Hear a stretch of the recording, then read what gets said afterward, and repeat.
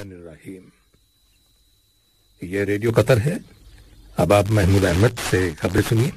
ابتدا میں پیش خدمت ہیں اہم خبروں کی سرخیاں۔ صاحب اسم امیر اور جمہوریہ سیرالیون کے صدر کے درمیان باقاعدہ مذاکرات ہوئے۔ صاحب اسم امیر سے آج صبح دیوان امیری میں اٹلی کے انرجی کمپنی ENI کے چیف ایگزیکٹو آفیسر نے ملاقات کی۔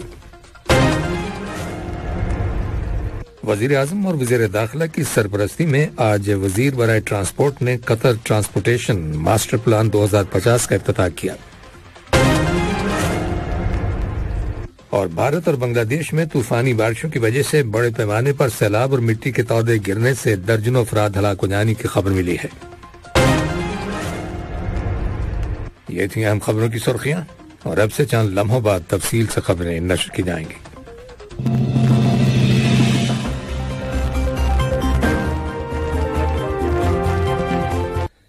لیجیے اب آپ تفصیل سے خبریں سنیے۔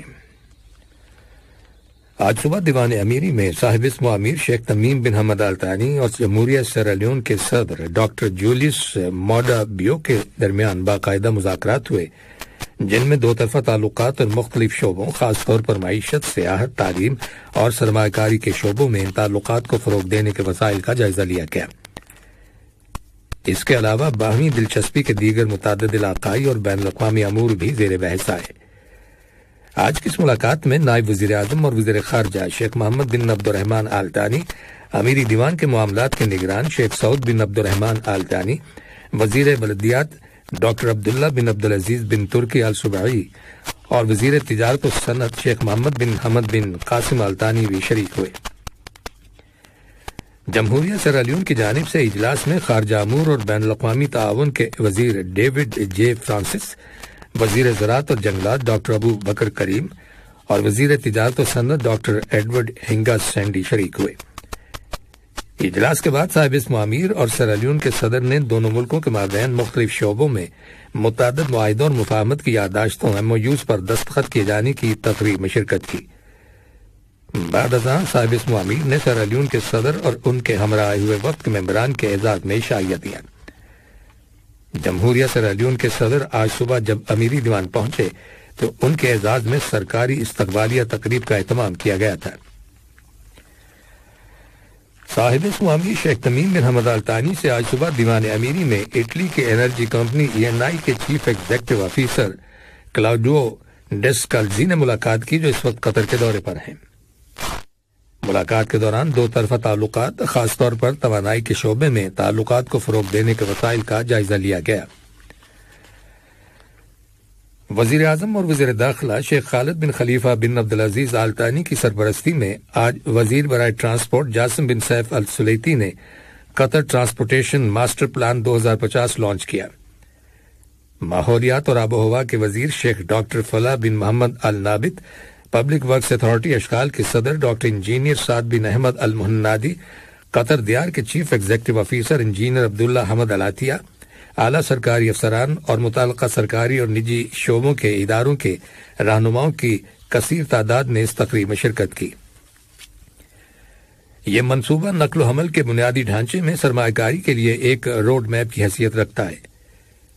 وزیر برائے ٹرانسپورٹ جاسم بن سیف السلیتی کا کہنا تھا کہ اس منصوبے سے آمدنی میں اضافہ ہوگا اور گاڑیوں کے چلانے کی لاگت میں کمی آئے گی۔ اسی طرح ایندھن کی کھپت میں بھی کمی ہوگی۔ سفر کے وقت کو کم کرنے، کاربن کا اخراج اور ٹریفک کے حادثات میں کمی کے فوائد کے ساتھ ساتھ مالی فائدہ بھی حاصل ہوگا۔ وزیر مملکت برائے خارجہ امور سلطان بن سعد المریخی سے آج صبح دوحہ میں روس کے سفیر ڈمیٹری ڈوگاڈکن نے ملاقات کی، جس میں دونوں ممالک کے تعلقات اور انہیں فروغ دینے کے وسائل کے علاوہ مشترکہ دلچسپی کے علاقائی اور بین الاقوامی معاملات کے بارے میں تبادلہ خیال کیا گیا۔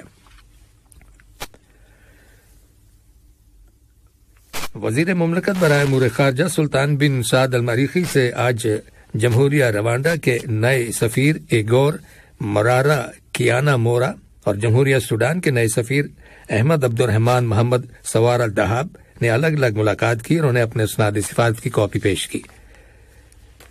وزیر مملکت برائے امور خارجہ نے دونوں سفیروں کو ان کی نئی ذمہ داریوں میں کامیابی کے لیے نیک خواہشات کا اظہار کیا اور قطر اور ان کے ممالک کے مابین مختلف شعبوں میں تعلقات کو فروغ دینے کے معاملے میں ریاست قطر کی جانب سے انہیں ہر ممکن تعاون فراہم کرنے کا یقین دلایا۔ یہ خبریں ریڈیو قطر سے نشر کی جا رہی ہیں۔ الجزائر کے وزیر سیاحت اور ہینڈی کرافٹس یاسین حمادی اور وزیر برائے ہاؤسنگ اور منصوبہ بندی محمد طارق بالعربی نے قطر بزنس مین ایسوسی ایشن QBA کے وفد کے ساتھ ملاقات کی ہے، جس میں ریئل اسٹیٹ کے شعبے میں سرمایہ کاری کے مواقع پر تبادلہ خیال کیا گیا۔ اس ملاقات میں دونوں ممالک کے مابین موجودہ تعلقات کو مزید فروغ دینے سے متعلق معاملات زیر بحث آئے۔ دونوں جانب سے مختلف منصوبوں کا مطالعہ کرنے کے لیے تکنیکی ماہرین کی ایک ورکنگ کمیٹی تشکیل دینے پر اتفاق کیا گیا۔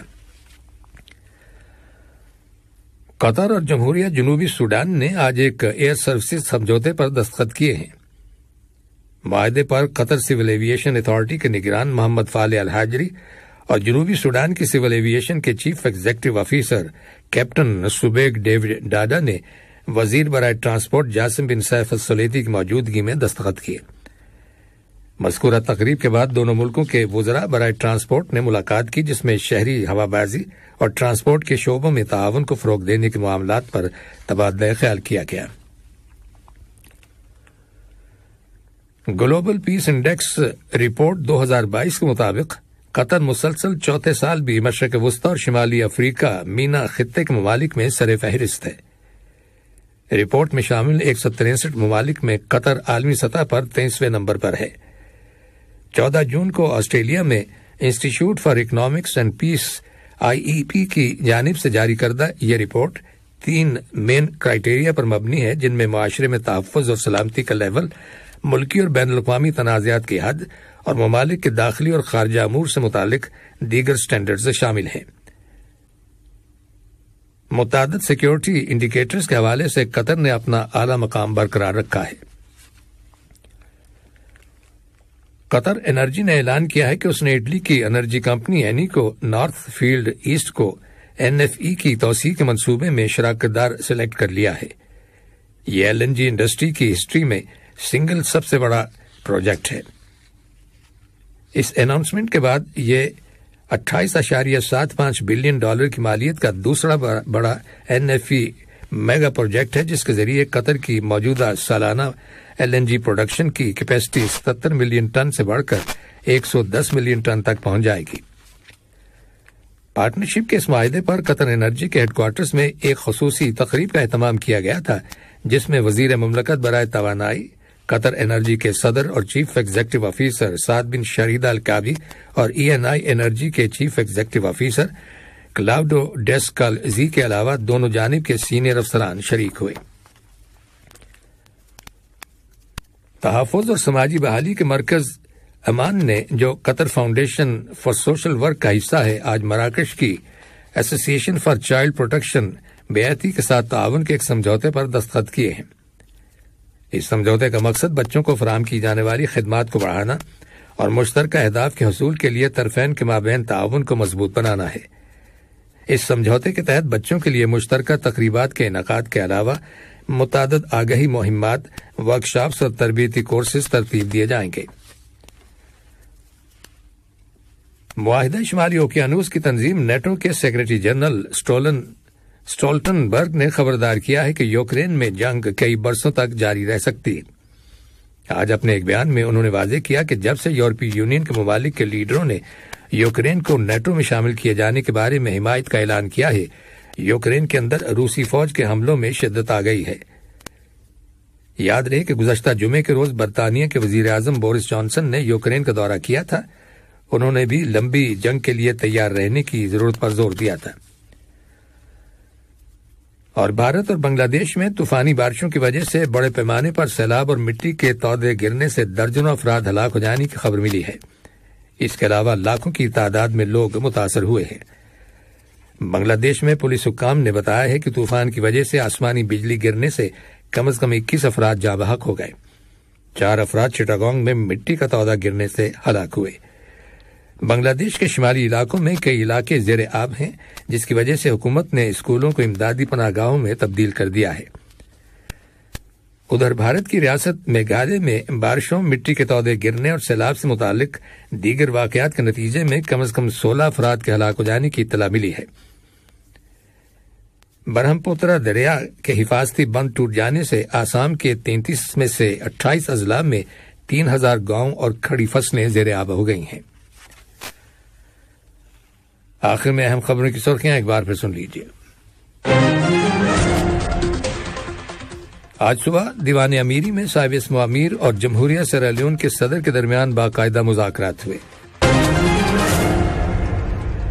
صاحب اسم امیر سے آج صبح دیوان امیری میں اٹلی کی انرجی کمپنی اینائی کے چیف ایگزیکٹو آفیسر نے ملاقات کی۔